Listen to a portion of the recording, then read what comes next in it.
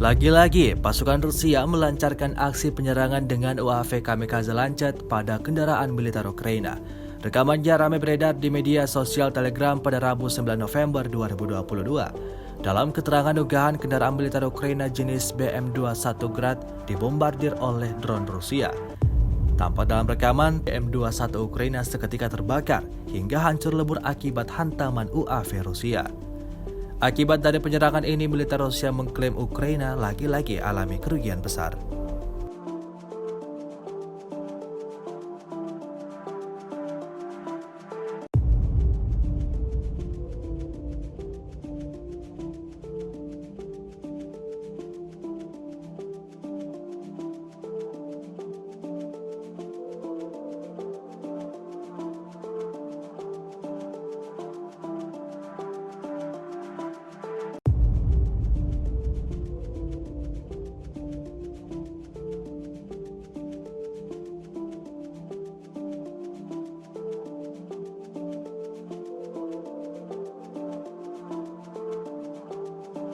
Sejauh ini selama invasi berlangsung, Rusia secara total merilis 332 pesawat Ukraina, 171 helikopter, dan 2.465 kendaraan udara tak berawak dieliminir oleh pasukan Vladimir Putin.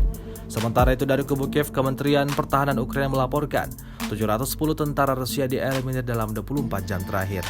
Total 77.170 prajurit Rusia meninggal sejak awal konflik hingga hari ke-258.